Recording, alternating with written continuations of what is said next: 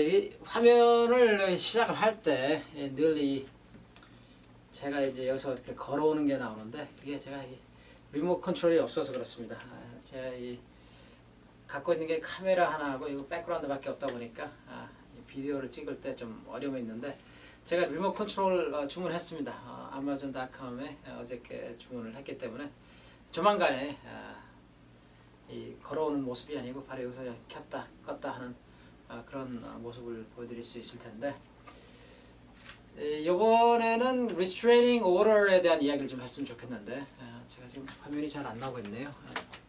좀 내려보겠습니다. restraining order에 대한 이야기를 좀 하고 싶은데 restraining order라고 하는 것은 우리말로 접근 금지입니다. 그리고 그 spousal support 제가 다른 비디오 클립에서 spousal support에 대해서 이야기를 하면서 제가 그 한국말로 번역을 제대로 못 해드린 것 같은데 spousal support의 정확한 번역은 배우자 보조금입니다. 배우자를 보조하기 위한 금액이라는 얘기인데 돈이라는 얘기인데 물론 이제 뭐 미국 법원에서 한국말로 그런 것을 번역을 할 필요가 없겠죠. 나름 한인들 사이에 사용되는 용어가 배우자 보조금입니다. 아니면 그냥 위자료라고 부르셔도 좋겠습니다. 자, 그러면 접근 금지에 대해서 이야기를 하고 싶은데 접근 금지는 아까 말씀드린 대로 영어로 restraining order. restraining은 누구를 움직이지 못하게 한다. 어떤 이 활동을 하지 못하도록 저지한다. 그러니까 이제 사람을 딱 이렇게 묶어놓으면 이게 restraining입니다. 어떻게 뭘 할 수가 없는 거죠, 그죠? 그러면 누구를 restrain을 하느냐?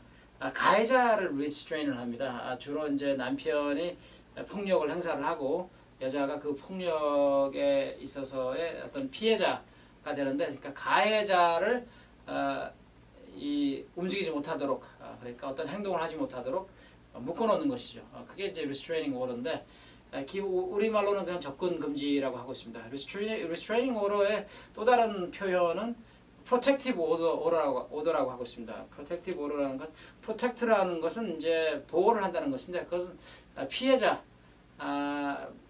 보호를 한다는 뜻입니다. 그래서 protective order는 사실은 이제 피해자에 대한 그러한 보호를 한다는 차원에서의 피해자를 바라보는 그러한 그 오더이고, 오더는 이제 법원의 명령입니다. 그리고 restraining order 같은 경우는 이제 가해자에 대한, 가해자가 더 이상 어떤 피해자에게 대해서 위해가 되는 행동, 그러니까 때린다든지 협박을 한다든가 그런 것들을 못하도록 하기 위해서 하는 장치가 되겠습니다. 자, 그러면은 이 restraining order 또는 protective order, 이것을 우리말로 접근 금지라고 부르겠는데, 접근 금지는 언제 신청을 하고 어떻게 신청을 하고 접근 금지와 관련된 hearing, 그러니까 심리, 그러니까 법원에서 심리가 열리면 판사 앞에서 가서 이래야 되라 하면서 이야기하고 그러는 것을 심리라고 하는데, 그러니까 판사 입장에서 봤을 때 판사가 보고서 판결을 내려야 되는 그런 내용이 있으면 심리가 되겠습니다. restraining order, 접근 금지는 언제 하고 어떻게 하고 또 심리에서는 무엇이 어떤 일들이 이루어지는지 또 어떤 판결이 나올 수 있는지 그런 내용에 대해서 restraining order에 대해서 이번 클립에서 말씀을 드리도록 하겠습니다. 통상적으로 집에서 가정폭력이 일어났다. 남자하고 여자 둘이서 살고 있는데 가정폭력이 일어났다. 그러면 보통 남자가 여자에 대해서 어떤 식으로든지 학대를 했기 때문에 가정폭력이라고 저희들이 이제 보는데, 물론 이제 그 반대도 있습니다.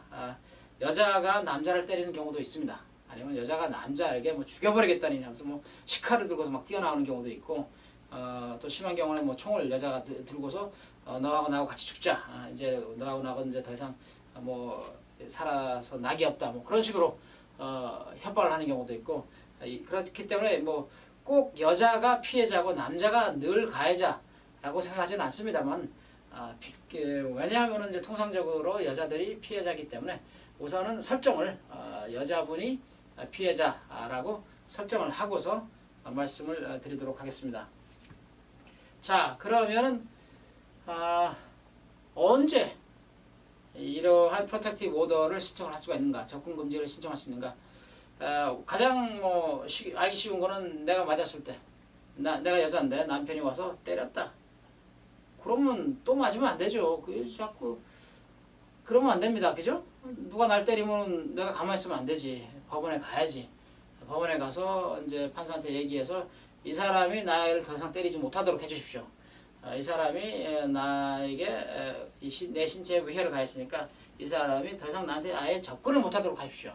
이 사람이 접근해 오면은 또 어떤 문제가 생길 수가 있으니까 그렇게 요청을 하는 것이 restraining order를 요청하는 것, 그런 행위가 되는 것인데, 때렸을 때는 분명히 내가 이제 피해를 입었으니까 법원에 갈 수 있다는 것을 쉽게 알 수 있습니다. 자, 그럼 협박은 어떻습니까? 죽여버리겠다. 너하고 나하고 같이 죽자. 말로 협박을 한다든가, 아니면은 뭐 총을 들고 나왔다든가, 칼을 들고 왔다든가, 아니면은 뭐 어떤 경우는 불 질러버리겠다. 너하고 나하고 다 애들하고 이 집에서 다 불 질러버리겠다. 총, 칼, 뭐 석유, 뭐 휘발유 이런 것은 협박이 분명합니다. 왜냐하면 이러한 도구를 사용을 했을 때 누군가가 피해를 얻을 수가 있고 누군가가 정말로 크게 상처를 부상을 입을 수 있는 상황이기 때문에 협박이 분명한데, 그러면 말로 하면 어떻습니까? 너 오늘 한번 죽어볼래? 아니면 너 진짜 죽고 싶어서 그러냐? 아주 죽여버리겠어. 아니면 뭐 쥐도새도 모르게 너 어디 저쪽에 보내버리겠다. 아니면 어디 묻어버리겠다. 어떻습니까? 이게 통상적으로 부부 사이에 늘 그런 식으로 욕을 하면서 싸우는 사람들이 있어요. 그럴 경우에는 판사가 들었을 때 좀 뭐 웃기는 집안, 콩가루 집안이죠. 가소롭지. 그런데 만약에 내가 늘 일방적으로 그렇게 이야기를 들었고 정말로 최근 들어서는 그런 이야기를 할 때마다 내가 깜짝깜짝 놀란다. 그리고 정말로 나는 저 사람이 날 죽일 것 같다. 아니면 정말로 저 사람이 나를 갖다가 어떻게 할 것 같다. 말로만 하지만 정말로 나는 내 생각에는 정말 무섭다. 두렵다. 그러면 접근금지 명령 신청해야죠. 그러니까 내가 봤을 때, 나라고 하는 사람이 보았을 때 정말로 저 사람이 나한테 그럴 수 있을 것 같다. 그럴 경우에는 접근금지 신청을 할 수가 있습니다. 그런데 그런 경우가 있어요. 남자가 뭐 엄청 키가 커. 그리고 운동선수고 여자는 키도 좀 작고 연약한 사람인데 남자가 법원에 와서 아유 저 여자가 나 죽이겠다고 했다고. 판사가 어떻게 생각하겠습니까? 믿어지지가 않죠. 아니 죽이겠다고 말을 했을 수는 있겠지만은 그 말을 정말로 받아들였느냐. 남자가 이만한 사람이 와 집중하는 사람이 와서 저 사람이 나 죽이겠다 그래서 나 무서워 죽겠습니다. 접근금지 명령을 해주십시오. 웬만해서는 안 해주죠. 무슨 얘기냐면은 어떤 말을 했다고 하는 사실 자체가 중요한 것이 아니고 그 말을 들었을 때 내가 어떻게 느꼈느냐. 내가 그 말을 들었을 때 정말 저 사람이 나를 죽일 수도 있겠구나. 정말 내가 오늘 밤에 잠자다가 이 앰뷸런스 실려서 아니면 병원에서 깨어난 수가 있겠구나. 아니면은 눈도 못 뜨는 상황이 벌어질 수도 있겠구나. 그렇게 내가 믿었다면은 그럴 경우에는 접근금지 명령을 신청을 하는 거예요. 근데 뭐 죽여버려 그러면서 뭐 아니면 너 나가서 죽어라 하면서 남자가 나와버렸어.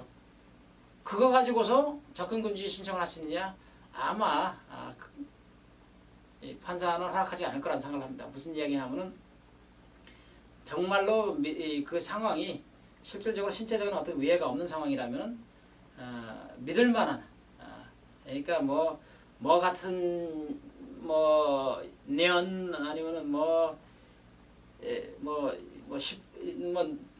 번호 있지 않습니까? 그 성인이 된 나이 뭐뭐 하는 년 아니 뭐 빌어먹을 뭐 욕을 한다 그죠. 근데 욕 같은 것을 가지고서 접근금지 명령을 신청할 수 있다? 그렇지는 않습니다. 욕 자체만 가지고서는 어려워요. 그런데 예를 들어서 뭐 지금 현재 우리가 별거하고 있는 기간 사이에 이 남자가 계속 내 주위를 배회를 한다더니 그게 스토킹이죠. 아니면 계속 뭐 카톡을 때린다더니 텍스트 메시지 때린다더니 전화를 한다더니 그래서 욕을 하고 그것이 이제 정도가 지나치면은 그때부터는 스토킹이 되거나 뭐 일종의 어뷰스가 될 수가 있겠죠. 그럴 경우에는 접근금지 신청을 요청을 할 수가 있습니다. 그러니까 어떤 도를 넘는 경우요. 근데 뭐 단발성으로 아니면 뜨문뜨문 뭐 욕을 하고 간다. 이 인간은 좀 인간성은 나쁘죠. 그래서 이혼을 하려고 그러는 거고, 그렇죠? 하지만 그런 사람들을 상대로 접근금지를 얻기는 좀 힘듭니다. 그리고 뭐 법원에서 그런 이유로 욕을 했다는 이유로 접근금지를 하고 그러려면은 판사 숫자가 좀 모자랄 거예요. 너무 일이 많으니까 그 뭐 가짜는 사람들이 많지 않습니까? 그리고 세상에 예의라고 하는 것 무시하고 사는 사람들, 그리고 또 부부기 때문에 욕을 쉽게 하는 사람들, 그런 사람들이 많습니다. 인격적으로 모독을 하고 그런 경우에는 접근금지 해당 사항은 아니라고 보여집니다. 그럼 뭐 절대적으로 안 된다는 이야기는 아닙니다. 그러니까 제가 드리는 이런 이야기들은 이제 인포메이션 온리 정보용인데 뭐 그런 경우에 뭐 절대 안 된다 뭐 그런 이야기는 아닙니다. 통상적으로 제가 오랜 동안 이제 변호사 일을 하면서 또 법원에 출입을 하면서 보았던 그런 내용들을 볼 때 뭐 욕만 가지고서 아니면 뭐 안 좋은 말만 가지고서는 힘들고 실질적으로 내가 이 위해를 얻을 수도 있겠다. 생명의 위협을 느끼거나 신체의 위협을 느낄 정도의 협박 또는 실질적으로 때렸다든가 총, 칼, 휘발유, 자동차도 됩니다.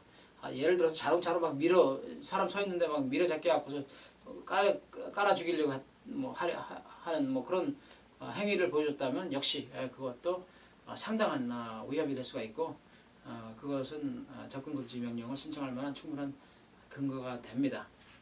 자, 그럼 접근금지를 신청할 만한 그런 내용들이 무엇인지를 이해를 했는데 보시다시피 저는 스크립트가 없이 지금 뭐 이야기를 하고 있기 때문에 가끔씩 그런 변호사가 있습니다. 너 가서 한 대 맞고 와라. 그래서 혹시 뭐 그런 변호사를 만나시더라도 절대로 그러시면 안 됩니다. 가서 뭐 일부러 맞고 오고 아니면 상대방을 화를 돋고 갖고서 욕을 좀 먹으면서 협박을 좀 듣고 와라. 그래서 우리 접근금지 명령을 신청하자.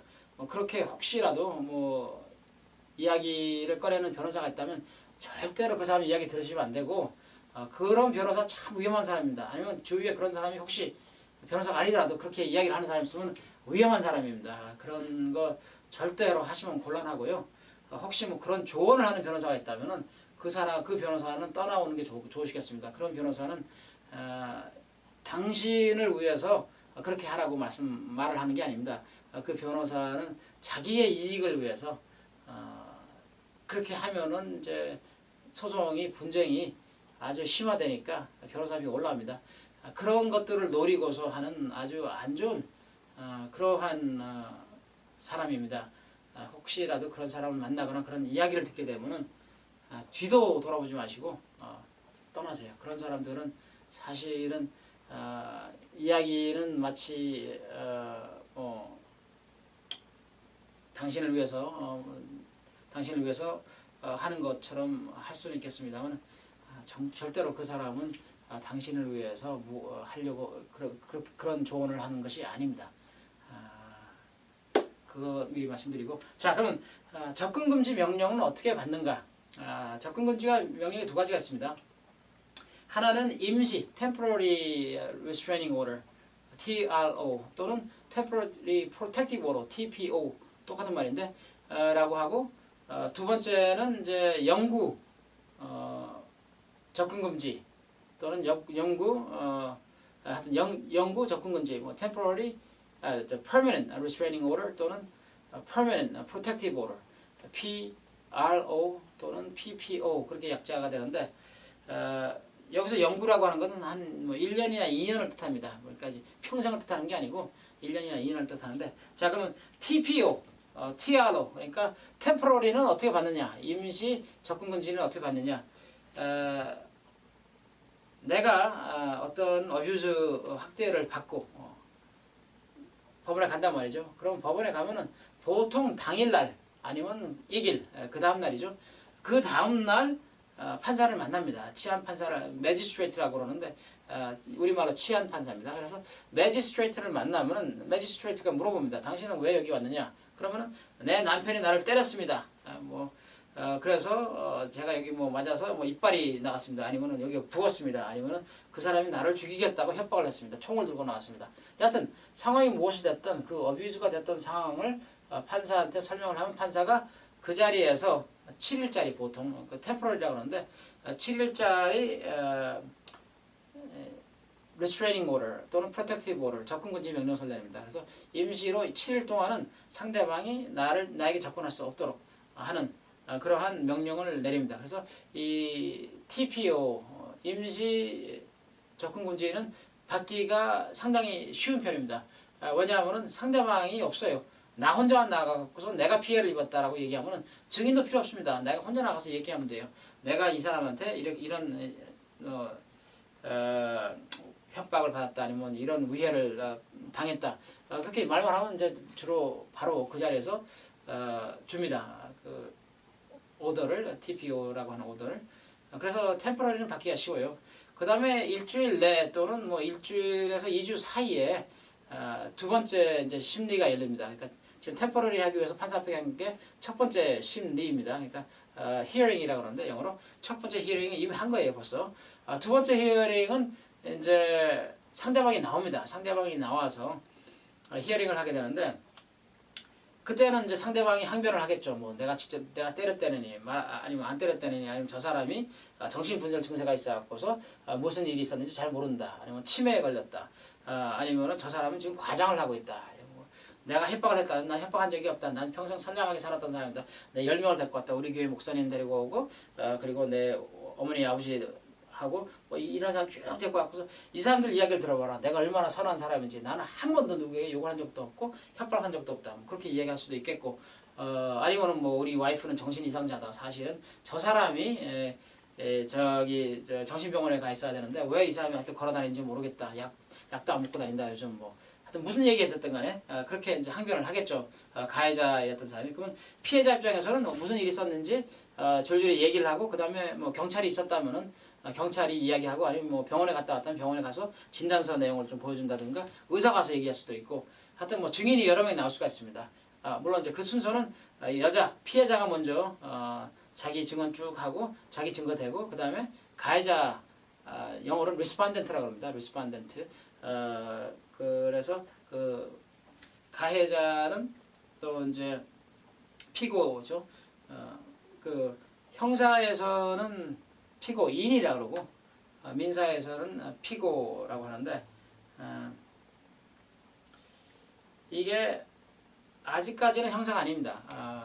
그래서 형사와 민사 사이의 경계선 어딘가에 있는데 만약에 이제 프로텍티브 오더를 어기게 되면 뭐 템포러리가 됐든 아니면 퍼머넌트가 됐든 그걸 어기게 되면 그거는 당장 형사로 들어가 버립니다. 그때부터는 뭐 수갑 채우고 그러는데 우선 저 TPO 때문에 온 사람한테 수갑을 채우거나 뭐 그러진 않습니다. 여하튼간에 이제 그 피고에게 또 증언할 수 있는 기회를 주겠죠. 또 증거를 댈 수 있는 기회. 하여튼 뭐 TPO 죄송합니다. PPO Permanent Protective Order의 hearing 심리는 그런 식으로 진행이 됩니다. 내가 판사 앞에 가서 내 이야기를 쭉 하고 상대방이 와서 판사 앞에서 상대방의 이야기를 쭉 하고 그 다음에 판사가 결정을 합니다. 과연 실질적으로 이 원고가 이야기한 것처럼 정말 원고가 위협을 느꼈겠구나. 원고의 신변이 위험하구나. 아니면 이제 어떤 원고를 보호할 필요가 있겠구나. 그렇게 하면은 이제 프로텍티브 오더 접근 금지 명령성을 갖다가 영구 퍼머넌트로 내고 당신은 이제 그 워닝을 주겠죠. 당신 앞으로 이 원고 당신 와이프의 뭐 50피트 이내에 접근하지 말아라. 접근하면은 내 명령을 어긴 것이 되기 때문에 체포될 수 있다. 그렇게 이야기를 합니다. 아니면은 뭐 총이 있으면 총을 다 도로 갖다 총이 있으면은 보안관에게 줘라. 아니면 뭐 보안관실에 갖다 줘라. 아니면 뭐 총은 하여튼 뭐 사용하면 안 된다. 뭐 그런 식으로 이제 명령을 내리고 여튼간 접근 금지도 시킵니다. 당신 앞으로 전화도 하지 말고 이메일도 하지 말고 텍스트도 하지 말아라. 그런 식으로 뭐 편지도 하지 말고 그런 식으로 확실하게 판사가 언제 그 이야기를 해줍니다. 피고에게 그래서 확실하게 메시지를 전달하고 이해를 했느냐라고까지 물어봅니다. 그리고 만약 이 모든 과정에서 영어가 잘 안 되는 분이 있다. 특히 그 원고 피해자가 영어가 안 되면은 통역을 요청을 하면 옵니다. 통역 요청을 하면 오는데 이 부분에 있어서는 메릴랜드 법원들이 훨씬 더 뛰어난 것 같아요. 통역 제공하고 그런 것들은 버지니아는 조금 좀 느린 경우가 있어요. 그래서 사전에 미리 통역이 필요할 것이라고 확실하게 이야기를 해주는 것이 좋습니다. 물론 메릴랜드 법원에도 그렇게 하는 것이 좋은데 메릴랜드 법원은 대체적으로 통역 관련돼서는 자동으로 돌아가는 게 많습니다. 한 번 통역을 요청했던 증인이면 그 다음번에는 따로 통역을 요청하지 않아도 알아서 통역을 그쪽에서 계속 이제 불러줍니다. 참 감사한 일이죠. 버지니아 같은 경우는 이번에 통역이 필요했다 그래도 다음에 가면은 또 통역을 또 미리 신청을 해야 됩니다. 그래야지 통역이 오고 어떤 경우에는 뭐 민사하기 때문에 뭐 통역을 제공할 수 없다 뭐 그렇게까지 나오는 경우도 있는데 여하튼간에 프로텍티브 오더 관련되어서는 통역이 제공됩니다. 제 경험으로는 앞으로 어떤 변화가 있을지 모르겠는데 통역이 필요하신 분들은 사전에 법원에 알려주세요. 알려서 나 통역이 필요할 것 같습니다. 그 히어링 날짜, 심리 날짜는 뭐 언제입니다라고 하고 그렇게 말씀하셔서 일을 하면 진행을 하시면 되고 변호사가 필요한가? 그 프로텍티브 오더를 할 때 변호사가 필요하지는 않습니다. 무슨 이야기냐면은 내가 피해를 입었고 내가 정말 불안하고 그러면은 언제라도 좋으니까 법원에 가셔갖고서 도움을 청하시는 게 좋습니다. 그러면 법원에서 제 경험상 그 프로텍티브 오더 관련되어서는 법원에 있는 사람들이 참 친절해요. 많은 사람들이 조언도 잘 해주고 조언이라 그러면 안 되고 정보 전달이죠. 조언을 못 하게 돼 있으니까 하여튼 뭐 정보 전달을 잘 해주고 하여튼 많이 도와줍니다. 친절하게. 그래서 직접 가서 프로텍티브 오더를 신청할 수도 있고 변호사랑 가면 물론 더욱더 좋겠죠. 왜냐하면 아무래도 변호사가 절차를 더 잘 알고 문제 없이 무리 없이 모든 것을 진행을 해줄 수 있으니까 아울러서 좀 더 증거를 조리 있게 잘 판사에게 변론을 통해서 증거를 제시할 수도 있고 또한 필요하다면 이제 법리도 제공할 수가 있겠죠. 그래서 변호사가 분명히 도움이 됩니다. 하지만은 꼭 함께 갈 필요는 없습니다. 만약에 피고라면 피고 입장에서는 사실 리스판드 입장에서는 변호사를 꼭 대동해서 가는 것이 좋습니다. 말씀드린 것처럼 이게 민사와 형사 경계 사이에 있기 때문에 만약에 Permanent Protective Order라고 하는 PPO 영구 접근 금지 명령이 나오면은 그 내용은 경찰들을 기록에 조회할 때 기록에 다 뜹니다. 그래서 경찰들이 뭐 사람 이름만 집어넣거나 아니면 드라이버 라이센스 번호만 찍어도 이 사람은 프로텍티브 오더가 나와 있구나 라고 이미 알고 있어요. 그런 정도로 이게 다 범죄 데이터에 들어갈 정도로 되고 나중에 뭐 신상 기록 같은 거 제공해야 되는 경우가 있을 때 직장에서라든가 아니면 뭐 클리어런스 받을 때 그때도 밝혀야 됩니다. 이런 프로텍티브 오더 명령이 나왔다고 하면은 퍼머넌트가 그렇기 때문에 그것을 예방하기 위해서라도 변호인을 꼭 대동하는 것이 피고 입장에서는 중요합니다. 그래서 만약에 좋은 변론이 있다면 변론을 해야 되겠죠. 하지만 뭐 실질적으로 정말 그런 일이 있었다면 아무리 좋은 변호사가 온다 해도 큰 도움이 될 수가 없겠죠. 여하튼 그것이 그 접근 금지에 대한 것인데 한번 요약을 한번 해볼까요? 접근 금지는 실질적으로 어떠한 위협을 느꼈을 때 또는 실질적으로 위해를 받았을 때 신청을 할 수가 있고 접근 금지 자체는 이제 스테이지가 두 개로 나눠지는데 첫 번째는 임시 접근 금지 (temporary가) 있고 두 번째는 영구 (permanent가) 있습니다. 그래서 temporary는 대체적으로 쉽게 얻을 수가 있는데 영구 (permanent는) 그렇게 쉽게 주어지지 않고 또 만약에 주어진다면은 그것은 상당히 위중한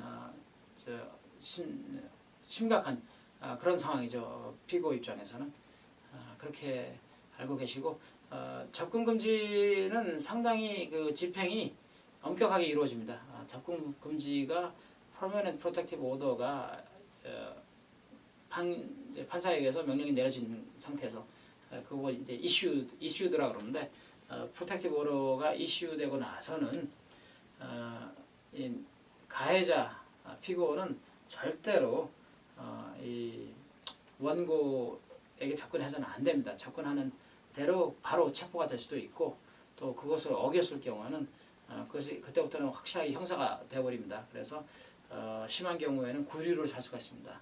체포되어서 감방에 보내져서 뭐 어떤 상황이 됐든 간에 판사 앞에 가서 다시 설명을 해야 되는 그런 상황이 벌어지는데 여하튼 그것이 접근 금지고요. 만약에 본인이 어떤 피해자다, 정말로 위험하다고 생각된다, 남편이 아니면 나는 어떤 식으로든지 저 사람 때문에 살 수가 없다, 너무너무 나를 무섭게 하고 괴롭힌다, 그럴 경우에는 접근금지 명령을 신청을 하세요. 그렇게 해서 보호를 받으시고 그렇게 하면은 사실 그 뭐 남편이 됐든 하여튼 그 남자가 됐든 그 가해자가 정확한 메시지를 받습니다. 이게 쉽게 생각할 게 아니구나. 그러니까 한 사람의 여자는 연약할 수 있습니다. 하지만은 그 사람은 이 사회를 혼자 살아가는 사람이 아니에요. 이 사람을 도와줄 수 있는 사람들이 접근금지 제가 찍고 있는 와중에 그 건전지에 배터리가 다 되어갖고서 끊어져서 다시 조금 이어서 말씀드리는데 한 사람의 여인은 나약할 수 있습니다. 힘이 없을 수도 있고 그렇지만 혼자라고 생각하지 마시기 바랍니다. 법원에 가시면은 도와줄 수 있는 사람들이 많습니다. 판사도 그렇고 또 보안관도 그렇고 경찰도 그렇고 그리고 1대1이라면은 물론 이제 남자가 아무래도 더 힘이 셀 수도 있고 더 어떤 물리적으로 여자에 대해서 또 아니면은 뭐 언어를 통해서 뭐 폭력이나 뭐 학대를 할 수는 있습니다만은 여자라고 그래서 전혀 어떤 무방비라고 생각하지는 않습니다. 여자이기 때문에 이 모든 것을 감내하고 감수해야 될 필요는 없습니다. 여러분에게는 경찰이 있습니다. 판사가 있고 또 미국의 법이라고 하는 그런 시스템이 있어요. 도와줄 수 있습니다. 그래서 이제까지라도 계속 학대를 받으면서 어쩔 줄을 몰라서 살았다면 접근금지라고 하는 방법이 있다고 하는 것을 아시기 바랍니다. 그래서 접근금지를 신청을 하고 신청하는 그 순간부터 템포러리 접근금지가 이루어지는 것이고 또 나중에는 프로텍티브 퍼머넌트 프로텍티브로 PPO를 받을 수도 있습니다. 그래서 퍼머넌트를 받게 되면은 남자가 당신의 몸에 손을 대는 거는 고사하고 전화하는 것, 이메일하는 것, 편지하는 것, 접근하는 것조차 금지되게 됐습니다. 그래서 접근 금지예요.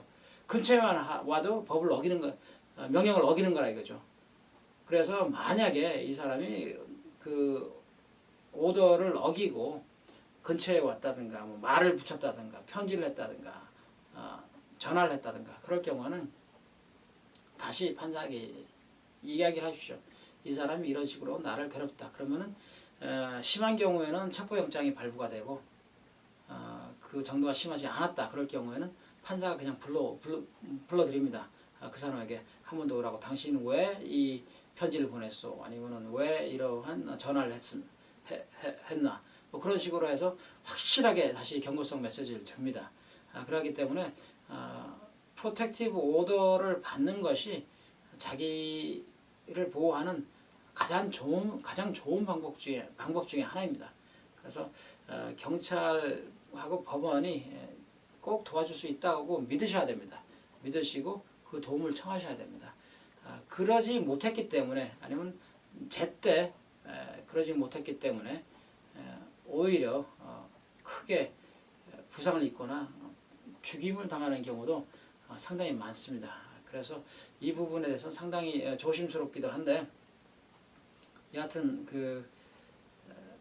오랜 동안 이런 일들이 계속 지속적으로 벌어지지 않도록 이어지지 않도록 이런 일이 벌어지면 처음부터 확실하게 메시지를 전달할 필요가 있고 이것이 이제 이혼과 연관되어서라면은 더더욱이 더 확실하게 이런 메시지를 전달할 필요가 있습니다. 왜냐하면은 이혼이라고 하는 긴 과정을 겪으면서 사람들이 굉장히 스트레스를 받고 또 심한 경우에는 정신적으로 바뀝니다. 사람이 아주 바뀌어버려요. 그래서 뭐 거의 미쳤다고 할 수 있는 그런 수준까지 보이는 경우도 있는데 더더욱이 그런 경우에는 확실하게 어디서부터 어디까지가 경계인지 그 금지선을 확실하게 그려줄 필요가 있어요. 그렇게 해야지 서로 그것을 통해서 보호가 되는 거예요. 이러한 접근 금지는 사실 나 자신만 보호하는 것이 아니고 상대방도 보호하는 거예요. 상대방도 그의 행동의 반경이 또 그가 할 수 있는 것들이 무엇인지 또 하지 말아야 되는 것이 무엇인지 확실히 알았을 때 사실은 좀 더 그 평화롭게 두 사람이 공존할 수가 있는 것이죠. 거리가 떨어져 있다 해도 같이 있지 않는다 해도 또 같이 있지 않으니까 떨어졌으니까 더욱이 더 평화로울 수가 있다는 생각을 합니다.